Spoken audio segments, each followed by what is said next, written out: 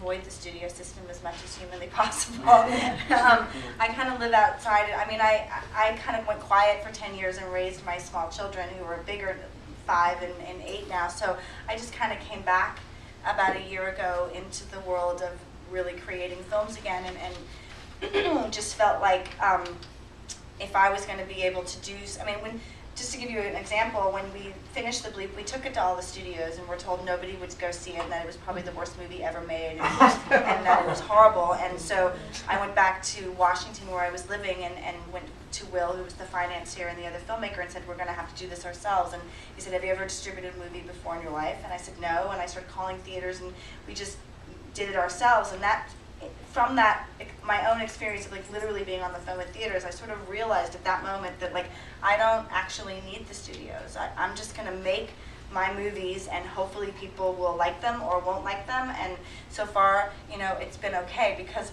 I think that unfortunately there's in any structure there becomes limitations, and people become really frightened about getting outside of the norm and doing something that's different. And I'm all about just being different and outside of the norm, and so it doesn't feel like I'm welcome there, quite frankly. You did it really well. I mean, your films were beautifully done, and there was a wonderful message in there. I can't, for me, I don't know how to. Yeah, I understand the studio system is hard to navigate. Yeah. It's really hard. I think studio executives need to know 2 things. You said already, Michael, that there is, and someone used the word hunger, that there is a hunger for this. But they also need to know that we know how to make these movies entertaining and well. And if we can't deliver that, if we deliver sort of that floaty kind of film, you know, where we open on a lotus and then we end on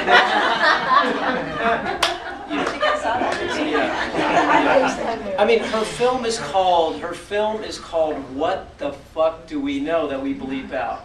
So it's already hitting us on a very base level because we have bodies. You were saying to everybody, holy shit, really, and with an even stronger language. And so you grab people right away, entertain them, and then took them somewhere. That's what we have to tell these studio executives and show it with our films and our actions, that we can do this and that people want it, that they're hungry. If you study films, you'll see that a raucous comedy can only make a certain amount of money. It'll just top out. But a raucous comedy with values and morality can just usurp that every time.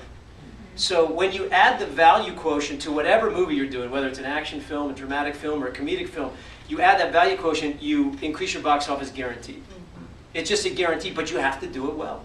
But I think the studios had to be willing to go there. Like I saw Eat, Pray, Love, and I felt like it really didn't go to, it sort of, and there was a movie recently with Jennifer Aniston where they went into a Wanderlust. Huh? Wanderlust. Wanderlust, where I felt like, you know, they just sort of they didn't go to where I think our audience really wants to go, and because there's a way to go there without having to, you know, make fun of it or belittle it, or because I think there's this feeling that if they really go into what we want to talk about in terms of any of the subjects, it really, we can't talk about crystals and we can't talk about aliens and we can't, that's a little people, you know. So I think that I mean, I recently was talking to a studio executive about my film Killing Buddha, and the first thing he said is, well, we have to change that title. And I said, well, no, we can't change that title. And that was my first reading, we're going to offend Buddhists. I said, no, actually, you won't offend Buddhists because they know what the meaning of the title is. So that's the last group you're going to offend. You know,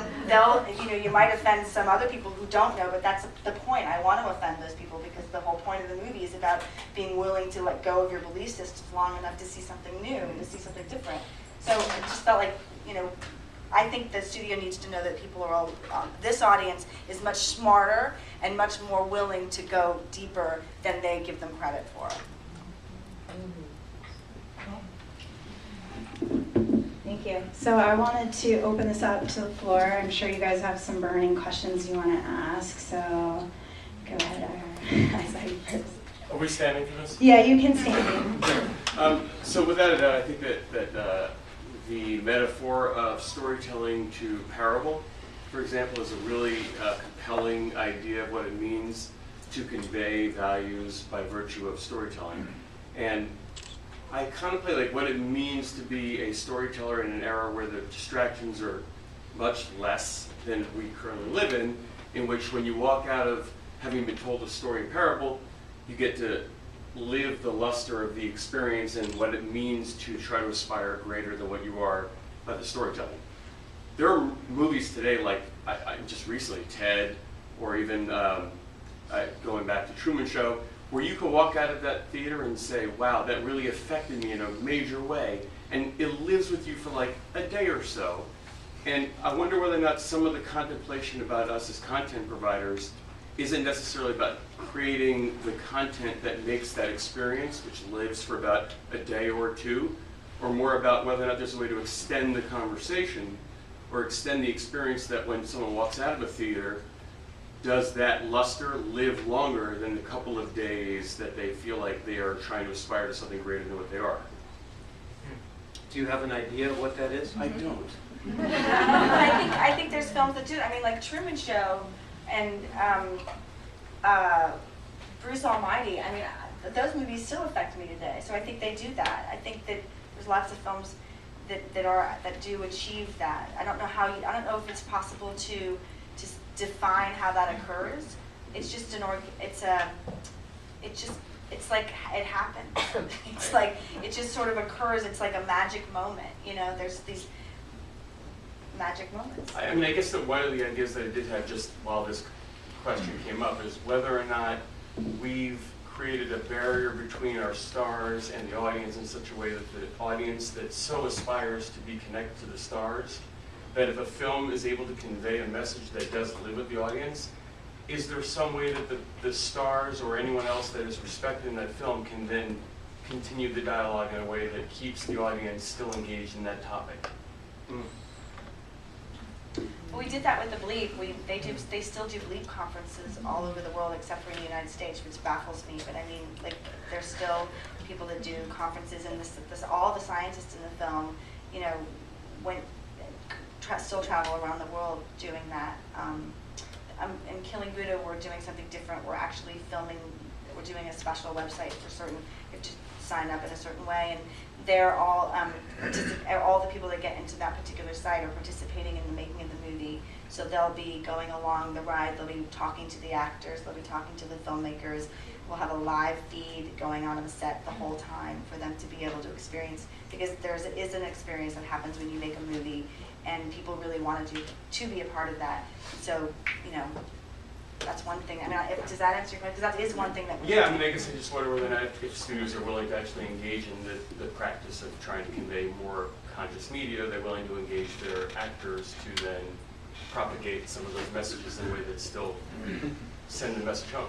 Well, I think it's nice that that's what CAYCE platform is giving us, that instead of a Facebook, we have a Facebook-like application where we can talk about these issues. I mean, I know people have seen my films and then gone to Brazil and volunteered with the groups. I'm like, wow, 4 people. I'm like, I reached somebody. And then with the last one, people were like, oh, I'm still quoting Eunice from seeing him in your film. I'm like, really? Great. So that we're going to have a platform is so exciting, that is specifically around these types of films is great. Because I think that's what's missing, is where do we talk just about films in this life? Because you see people talk about it everywhere, but a focused place is hopefully successful. And not to shamelessly plug my blog, but after I started to watch these movies, I realized they did have, a lot of them had a deep impact on me. So the Synergy TV blog spot that I started to write reviews. I wrote a review of I Am as soon as I watched it, and doing my best to write reviews because they do affect you. And it's like you have to take a moment to actually let them in. You know, after I saw Warrior, I was processing it for days. And you know, it really does come down to someone that understands these themes and messages to get to talk, to start that conversation, and to get people engaged in that. Since Warrior was the last film I worked at Lionsgate, I got Nick Nolte to start talking about forgiveness, and we tried to get that clip out there. We put it on BeliefNet. So it's stuff like that, you know, that I think there's an opportunity to start to showcase more of these themes and how they affect us from these films. Can I say one thing? Ira, I was wondering, you know, I was thinking about your question, and I realized, oh, I'm actually doing that. Like the conversation I wanted to begin, and I am. I'm now traveling the country and engaging in schools and colleges, and you know, I've been on from Oprah to Ellen, and I'm following it, and I'm going to follow it. This is not to blow smoke in any way. This is simply to say that I personally don't ever worry about stars, ever. I don't ever worry about movie executives. I take care of my own energy and spread it, whether I'm in your house tonight or whether I'm in the house of Ron Meyer, who my old boss from Universal. That's it. They're on their paths. I don't have any real energy going out toward that other than, dude, have you tried it this way? Could you imagine if Jim Carrey had gone out and talked about the Truman Show and created a class for college kids around the Truman Show about, you know, the kind of TV show we're all in and we're being moved and molded and the authentic door that you can walk through? Holy smokes. So I just go out and kind of model that. So I would encourage all of us to go and model this, you know, and then my friends who are stars are coming to me now. I used to be bored at Hollywood parties because it would always be about like box office and whatever, and I used to think that the problem was out there. The problem was with me because I was about box office and those things, and I didn't come with a more authentic conversation. Now that I've stepped into it, they come up to me and say, this is different. What's going on with you? And they are drawn. So I just say model it, model it, model it with no judgment in every way that you can. That's awesome. Who else? Be the change. I should see him now. I have like 3 things, so I'll start. And this is probably a question that there really isn't an answer for. But since, I mean, you're doing TV, I'm just throwing it out for an opinion. How to combat this whole reality TV, horrible, you know, I mean, so many people love it. Watching people be mean to each other.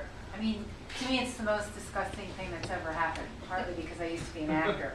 And it took all the acting jobs from people, but that's not really the core of what it is. It's, maybe I'm a little too opinionated. So that's my first question, is if you guys have an opinion. I know it's sort of beyond, it's the human condition of people wanting to just be asleep, but that's my first question. So I'll just wait and then I'll ask the next one maybe. I guess I'll speak to this one. Well, I think it's a very good question, and I think that it speaks to what Tom was saying about the brainwashing of society. Basically, people are just so asleep they don't even necessarily. It's just like noise. Just give me noise. Give me something. You know, I think that my theory about why reality TV works, at least the competition shows or ones where people are fighting, whatever, it's because they have real stakes, you know, that they care somehow, like the audience feels like, oh, well, this is giving me a rush of something that I don't get in my life. This person's getting voted off the island, you know, and, you know, it feels like it's engaging beyond just the somnambulance of most people's lives, you know. So I think that maybe it's a very basic, natural thing that people are like drawn to this. It's not a good thing, it's not a pretty thing, but I do have an answer that might work for you. Maybe it works for Kate. I've been contemplating this for a long time, just because I think about, you know, one of the things about television that's different from film is that most people have like a relationship with a TV, it's in their house, it's sort of always on, they know their channels that they like to watch. And I really sincerely think it's possible to do a channel like yours that reconnects us to the natural rhythms and the rhythms of the universe. And if it's programmed in I have a very specific idea of like how you would program that thing so that it actually feeds and enhances your life in a way that maybe takes you away from the desire to just see ugly fighting and competition on TV. You know, I could talk about that now if you want to, or if anyone else wants to jump in on it. I mean, on the conversation, I could share some ideas. I just have one quick comment that helps me understand. I was at the Real Screen conference many years ago, and it was a nonfiction conference. And the keynote speaker said, reality TVs are game shows. And once I framed, I was like, that's what they are. Okay, then I was like, okay, they're game shows. It's not reality TV, and that just helped me. Let's call it what it is. But then I want to hear your idea. Do you want to jump in? Anyway, no. going? No. If you got some, I mean, I'll. Okay, let me just throw this. I'm just gonna throw this out there because it's something that I've contemplated for a few years, and I think, well, this could make a lot of sense. All right, basically, if you look at a TV schedule, a programming schedule, there's usually the fall, the winter, the spring, and then the summer is kind of this wasteland. They don't necessarily do a lot with that, but it's completely haphazard, right? It's completely just, and I think it's a reflection of how disconnected we are from the rhythms of the universe. But if you think about everything in the universe is very highly ordered in terms of the seasons, the days of the week, the months of the year, and we go through these great cycles all the time, and there's never anything that is sort of informing us, even though we're being fed by the energy from the planets and from the stars and from nature. There's nothing that's ever like consciously created to help enhance that. And so an idea would be, for instance, let's take the days of the week, Monday through Sunday, you're programming a TV channel, a TV network. If you go back to Spanish, you can say like lunes, martes, miércoles. So you see that each of the days of the week is associated with a planet. Monday is the moon day, right? Sunday is the sun day. Martes is Mars day, right? So in those languages, like Latin-based languages, you see that there's a consciousness that there's an energy from different planetary sources that's feeding us. On a Monday, maybe that's a day for more reflection. Maybe Sunday is a day that's more feeding and implanting. And if you were to program a network where you actually, say for instance on Sunday's programs, you have things that are more feeding you for the week, and then Mondays are more reflective days. Maybe Wednesday is Mercury Day, and that's a day that you're putting more intelligent conversations about what's going on in the world on the air. If you knew nothing about anything and you watched that channel, you would subconsciously be fed by those energies. Now, what if you went beyond that? What if you even went to the months? Let's say my zodiacal sign is Cancer, right? So I would say, well, okay, the month of July, June to July, this is about emotional stories, or about appreciation for art or family stories or whatnot. And then you tune in and you get fed with that, and then you come into the fall schedule, and the fall schedule is about planting seeds. It's like imparting seeds that are going to go into the ground in the winter, and then in the spring they're going to reveal themselves. And you follow these arcs. If you knew nothing about anything and you watched that channel, you would be fed every hour of every day of the week with something that is informing you about where you are in the natural order of things, and that would maybe bring us into alignment with just what's happening, right? So,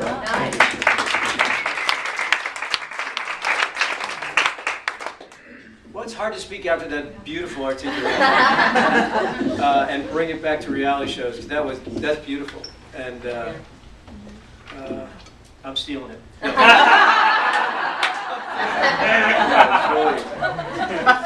Because you're right, we're being fed all those energies anyway. Why not support them? It's totally disconnected. It's Yeah. just Yeah. dispersed.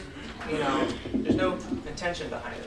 All right, so let's come back to reality shows for a moment, and just to I'll give you one perspective on reality shows. I think we have to watch our energy around reality shows, because it's really easy to be disgusted by them, offended by them. I hope we can consider looking at them in a different way, because they're working on some level. It's like alcohol. It works on some level. It just doesn't work for very long. Like you have a great time and then you wake up feeling pretty shitty. If you do that over a long period of time, you become an alcoholic and your life's destroyed. But it does work for a while. And I think that's true of reality shows. Reality shows to me are this.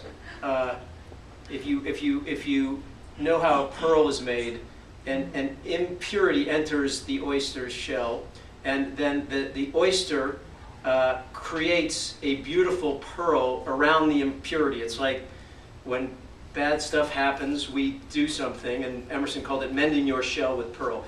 What reality does is what we do with cultured pearls. Cultured pearls are introducing false impurity. So we introduce them ourselves, not through natural processes, which is what you're talking about, but we introduce them to kind of genetically engineer, and we get what's called a cultured pearl, which is hollow. It doesn't have a center. And that's what I feel reality shows are. There's something working, there's something very shiny and pretty about seeing people in these you know, attention-getting circumstances, but it's pretty vacuous at the end of the day, because what it really boils down to is human experimentation. It is what you said, it's a game show, but the game is about human emotion and human experimentation on a national scale. So that's sort of what I see at what it is, and I think it's serving right now a need of a culture that's hungry for something that it doesn't know what it wants yet. Well, they think it's real. Well, they want a connection. I mean, I think that culture wants a connection, and it's really refreshing when you go turn on the television and you see someone that might be like you, or maybe they're a little more worse off than you, so you start to feel a little better about yourself, or you know, maybe you can connect with them and go, okay, I'm not the only one, or and people are really wanting to feel a connection. I blog. I've been blogging. I got divorced almost 2 years ago now. Wow. And I started blogging about just my real experiences, and it was really surprising to me how many people were really feeling the same way that I was, and the fact that I was just being really honest about it. I felt connected and they felt connected, but one of the things that I noticed that was really interesting, and it wasn't anything about them or me, it was just that whenever I would write a blog that was about my suffering, that blog was always more viewed, more successful, bigger hits than if I wrote a blog about thriving. And I sort of began to track that as something really interesting, and I think it was because a lot of people are really suffering, and it was a way for them, more people wanted to see, well, how was I dealing with the suffering? I didn't feel like it was, let's watch Betsy in the train wreck, but it really felt, you know, so I think that's one of the things, if you look at reality shows, they always focus on the suffering and the negative, because that's where people feel like they are. And for me, I think the way I try to do it is that, because I thought about reality shows, and I'm doing a web series, because that's what I said, well, if people are into reality shows, I'll just give them my version of a reality show, which hopefully they'll get to see a little bit of the train wreck, and they'll get to see a little bit of that drama that occurs, but that there'll be something more, a bigger takeaway for them. You know? And I think we're waiting for a real reality show, Yes. because truth is always better than these manufactured Right. ideas. You're already talking about that, Michael. When we give them truth, it's going to blow reality shows away, because it's still manufactured. So we have time for, I think, one more question. There's a lot of you with hands up. All right. All the way in the back. You had it up really early. They kept telling me to stand up. Usually I'm a loud mouth, so I wanted to be nice. My name's Amanda Coulong, and I went to school for film and TV back in the day, but I ended up focusing on digital when the internet was first happening, and I've kind of found myself stumbling into the world of technology for the last 13 years. And it's really interesting seeing the convergence of the two coming together. And Betsy, what you keep talking about is really resonating with me the most, because what I would like to challenge all of you with is stop saying the word making my film, stop saying making my reality show, or whatever it might be, my TV show, and start calling yourselves storytellers, period. Because what's going to resonate with the generation that's coming up and what's resonating with people now is digital storytelling. It's participatory media. It's cross-platform. It's quick. It's allowing them to be a part of the story, to empower them to take on, you know, where the character may be going next, or maybe they get a little sneak peek about what's happening, and then they get to change the course, change the path somehow. So it isn't just about the hero that, you know, goes ahead and does everything for you. So I'm very much immersed in this, and I would love to talk with anybody about, you know, just where digital is going, what you can be doing with mobile, what you can be doing on iPad. It's crazy what sort of interactive ebooks people are creating, and there's a lot that you can do there just in terms of creating there's a real market there for context, and being able to create context on a deeper level, not so much episodic content, but non-linear rather, content that has depth. So Twitter and Facebook maybe is a piece of it, but then you have a web series, and then beneath that you've got more social streams where people can put in their own parts of the story. So I'm just curious where everyone is at in that sense, because I feel like Hollywood and just people that make the bigger movies in general, they're thinking about the movies, they're thinking about the television show, they're thinking about the mainstream machine rather than the web series, rather than the iPad app, rather than the Twitter account, rather than any of that. Transmedia. Yeah. Well, You know about that. Yeah, I do. I know a ton. And my old bosses from Lionsgate smiling at me because it's like, you know, the I'm studio dying back system here. is the exploitation of intellectual property, right? So for you guys, how do we use digital media platforms for the new age of storytelling? I'm way into that. I think it's really fun. I love the medium of it, the opportunity to take what would have just been one story, a film, and then really break it down into whole different levels. What do you do with the book? So I just keep referring back to what I'm doing, which is Killing Buddha. So, we're writing a book, but the book is totally interactive, and it's not just a book. It's got videos in the book. You've got different videos that you can choose from, and you can interact with other people that are reading the book. So there's whole forums that you can do right from. It's amazing what people can do with an iPad now, and it's so much fun because that builds that interconnectivity between people. So if I'm reading the book and you're reading the book, we can actually log on and you can say, oh my God, I just watched this video and I read this thing, oh, this is what happened to me, and then somebody that you don't even know will be able to communicate with you about their experiences, and it's really about building that connection. And so it's more about, for me, filmmaking is about telling a story that has, the values and the messages that I want to share, and then really digging deep in how we're going to express those in web series, books, iPhone apps, or, games, kids, things that moms can then translate down to their kids. Because if a mom reads my book and has a really profound experience and she wants to share that information with her kid, how does she do that? So there's all sorts of different ways that I'm really looking into that. A lot of those platforms too are free. Yeah. And a lot of them are being created here in Los Angeles. And most of them are open source. Almost everything is open source now. Yeah. So a better question is, how do we monetize the multi-platforms for storytelling? That is what we are attempting to do at Synergy TV, for sure. I got to speak to that then. By the way, the free part is where you got me excited. I know a lot of them. Yeah, no, the free part. When you saw Coney 2012, which was made by Invisible Children, it got 100 million hits. That was put up on the web for free, and there was an energy for a short period of time, Ira, that was different, and it so shocked the media that they started to destroy these kids whose lives are beautiful. I've known them for almost 10 years. You said something that I really want to dive into and maybe never be invited back again. Intellectual property. It's an oxymoron. Intellectual property names the deed by which the mind is bought and sold and the world enslaved. I own none of my art. Take it. I own none of it. Whatever I've done, I have been a conduit, as any artist is, for an idea that is all of ours. I simply serve it. It's a note that I play. You play a different note, and together, your note and my note, we make a symphony. And until we get around this idea of intellectual property, we're not going to make it. So your idea about the platforms excites me when you start talking about sharing and access. Because these technologies can be shared and accessed by people that want to destroy the world as well, by people who want to blow up buildings. But if the ideology behind it, which seems to motivate you about, wow, equal access, justice in art for all, I will get you. I will be your craft service person. Awesome, thank you. Yeah, no, what intellectual property is, I think sometimes how the studio system sees it. It's really interesting, and yet, like I always say, it's about the art of storytelling, because there is an art to it, and it does need to be shared. Art is not created for ourselves, it's created for everyone.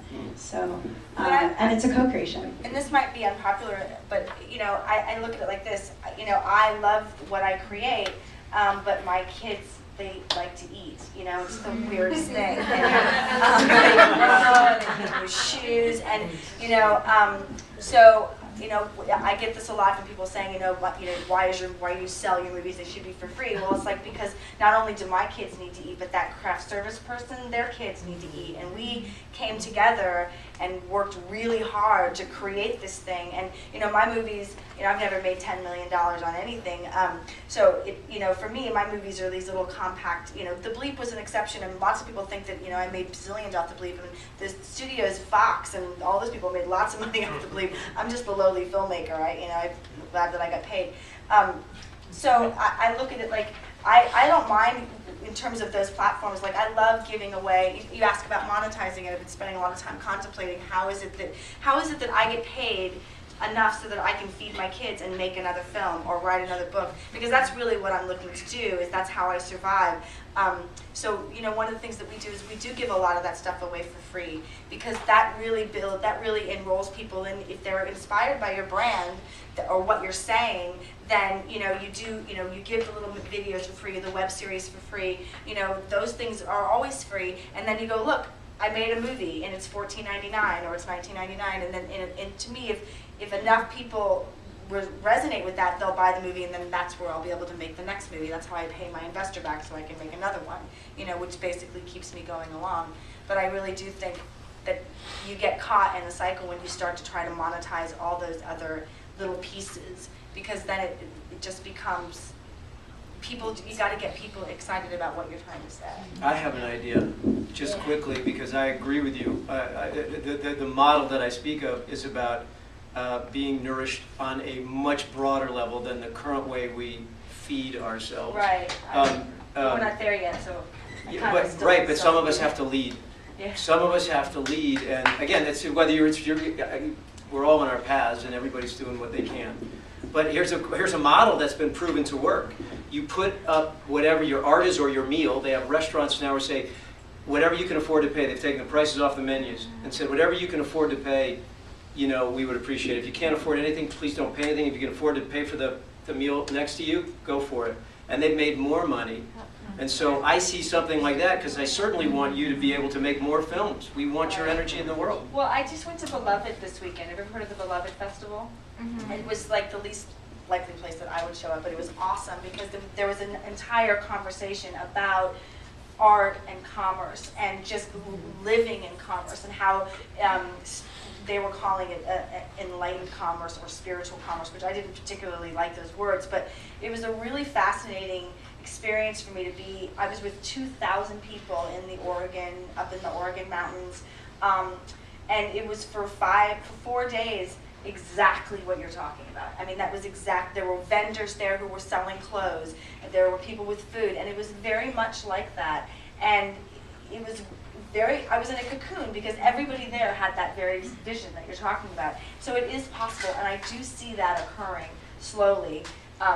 But, you know, it's like we're doing this dance between the old paradigm and the old way of, you know, economy and commerce, and the new paradigm. And it's a difficult place to be, but I wanted to share with you about Beloved. It was the most, for me, it was the first time I saw 2,000 people do that beautifully, and it gave me hope that, like, wow, this is absolutely possible, because if it can be done here in this container, you know, people are going out and doing it more and more. So. I just want to speak to this because I actually was dumb enough to get a degree in economics. I should have quit after the first day, because I'll tell you what, the whole thing is based on a complete lie. And the basic lie is, and this is day one, economics is the science of making choices in a field of scarcity. That's what I was taught. So it's allocation of scarce resources, and it's like, well, what if there's no scarcity? Now that's the question that I think we're talking to, is like Beloved, or, you know, what if it's actually, you know, again, I'll go back to I Am, because I love what you had to say, Tom, about, look, there's if you start trying to accumulate way more than you're supposed to, than you even could ever use, then it starts to become a pathological thing, you know, and it's like, there really isn't scarcity in the world, except that it's just allocated in very small pockets, and so there's a certain new paradigm that is, you know, there's, again, back to the restaurant thing, there have been studies that have been done by economists who said, look, open pricing is a much better way to do things, because people pay what they value for it. You may get some people that only pay a penny, and some people, though, that really value something, they'll pay $20 for the same exact thing, you know. So that's an emerging thing. It's a new paradigm. Maybe it's really in its nascent stages, but yes, I'm sorry. No, just to add to it, I think then follow that and add more value to it. And it kind of speaks to where I was going. How do you continue the experience around this inspiration I had and I want to take action? And how, like, you tapped on it, like, how do we create more engagement? And I don't necessarily know the answer, but you know, is it creating more forums where people can engage or take action or move beyond the theater experience? And so I think it doesn't have to be about scarcity. If you add more value to it, will they take a moment to download the film? And don't just download it, but create a community experience where they're talking about the film that they downloaded and, like, as you're saying, Betsy, you know, sharing how they felt about it at that moment and then giving them 3 actions they could take or all of it. I mean, we're trying to do a little bit of that with AOK in our company because we've been around social action for a while and it's hard to monetize. I think that's what we're all saying, but I think if you add more value and just start with that premise as your Do you have to monetize everything? I mean, I guess that's the question. Because we have kids, right? I mean, that's well, I have kids too, and I mean, I have kids too, and it's the question. I mean, it really comes down to a very fundamental sort of philosophical question, which is: are we living in a field of availability, or are we living in a field of scarcity? And whether or not I have a particular point of view on it, maybe it's different from everybody else's. But I really feel like it's possible to, it's like, if we're living in a quantum universe as what the BLEEP showed us, then it's like, essentially, our thoughts draw things to us, our vibration draws things to us. I happen to believe that in the universal accounting ledger, any creative energy never is, it never goes out and refuses to come back. I believe it's definitely a circle, and so anything that's put out eventually comes back. And so it's like living in more of a flow and a trust of that. And believe me, I'm not just saying this, I've actually lived through this, and it's a real thing, you know. So it's what Tom said earlier about modeling. I mean, we are in this I think we're in a transition of this paradigm of economics and commerce and how it works, really shifting. And like I said, Beloved really showed me that. But you know, it's about people talking about, you know, I live the most amazing life, and somehow I pay my bills every month. I'm a single mom, and it works. But I do exactly what I love to do, and I refuse to compromise on that. And for whatever reason, it continues to work, and that's how I'm modeling it. That I didn't go and sell my film to the studio, or I just know this is my vision, and this is my mission, and I'm holding it. And whatever's going to happen, so that next month I pay my rent and feed my kids, that will occur. So when you're talking about putting it out, that is how I do it. But unfortunately, we haven't quite made it to that space yet where we're doing it all the way like you're talking about. So you got to take it, I think, a little. It's sort of easy and flippant to say, no disrespect, but it feels like it's easy to say, well, we should all just do it this way, but we have to get there, I think is what I'm saying. Well, can I say something? Because I respect you immensely. You are a porn goddess. But I didn't star in the pilot. but you still, they didn't happen without you. I'll tell you my porn name later. That's your street and your first dog name. No, it wasn't. It wasn't. I completely came up with my own porn name. Go ahead. Well, I can't top that. Go. Chastity Byrne. If you go Google it, Chastity Byrne. Chastity Byrne. I literally forgot what I was going to say. It came back. Okay, I'm going to tell you guys the future. I'm going to tell you the future. So,